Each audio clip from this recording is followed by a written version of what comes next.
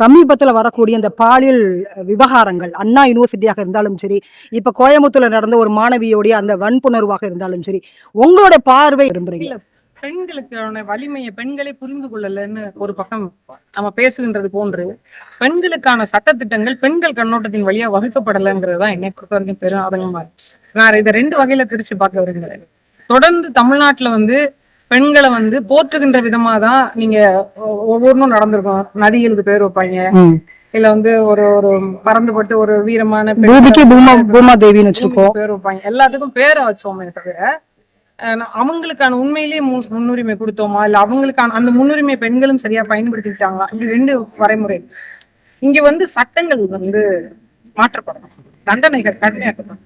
அதற்கு பெண்களுடைய பங்கேற்போடு, அதாவது அவங்க உண்மையிலே என்னவா உணர்றாங்க, எப்படி இருக்காங்க, அதுக்கு தகுந்த மாதிரி சட்டத்திட்டத்தை அவங்களே வகுத்துக்கணும். அதனுடைய பார்வை கொண்டவங்களை அந்த அரசியல் படுத்தணும். பெண்கள் முதல்ல அரசியல் படணும் நான் சொல்லுவேன்.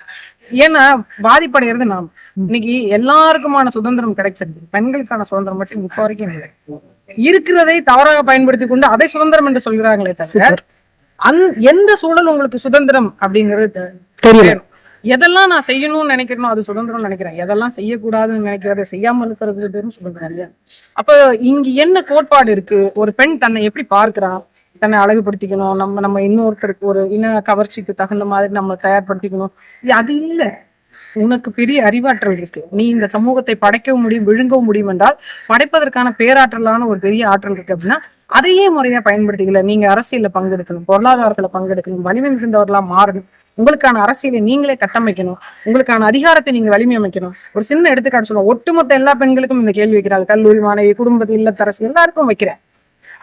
உங்களுக்கான மிகப்பெரிய பிரச்சனையா நீங்க என்ன பாக்குறீங்க? இது வரைக்கும் ஒரு அரசியல் அதிகாரமற்ற ஒரு ஆள் உரிமையற்ற சமூகத்தின் அடையாளமா இல்லையா? இது வரைக்கும் அரசியல் பங்கேற்புக்குன்னு நான் வந்திருக்கிறேன் அப்படின்னு எந்த பெண்கள் நீங்க துணிந்து முன்வர தயார் இருக்கீங்க? ஒரு வார்த்தை சொன்னா ஒளிஞ்சிடும், ஒருத்தவங்க நம்மள ஒரு மாதிரி பார்த்தா ஒளிஞ்சிடும், ஒருத்தர் நம்ம மேல வச்சா கை வச்சா நம்ம ஒளிஞ்சிடும். அதை உடைச்சிட்டு வெளியில வா, நமக்கான அதிகாரத்தை நாம உருவாக்கணும், அரசியல்ல பங்கேற்று கொண்டு வாங்க, உங்களோட அதிகாரத்தை நீங்களே வளர்த்துக் கொள்வதற்கான வலிமை பெறுங்க. வாக்காளர்கள் ஆண்களை விட பெண்கள் அதிகமாக இருக்கக்கூடிய மாநிலத்தில் இருந்து கொண்டு எத்தனை அமைச்சர்கள் பெண்கள் இருக்கு? ஏன் ஒரு முதலமைச்சரா பெண்கள் நம்ம ஜெயலலிதா விட்டுடுங்க, அவங்க இல்லாம இது வரைக்கும் பெண் வாக்காளர்கள் தான் அதிகம். இப்ப மெஜாரிட்டி ஆஃப் பீப்புள் தானே ஒரு நிர்வாகத்தை கட்டமைக்கணும். அப்படி இருக்கும்போது நீங்க அதிகமா இருந்து எந்த நிர்வாகத்தை நீங்க கட்டமைச்சிருக்கீங்க?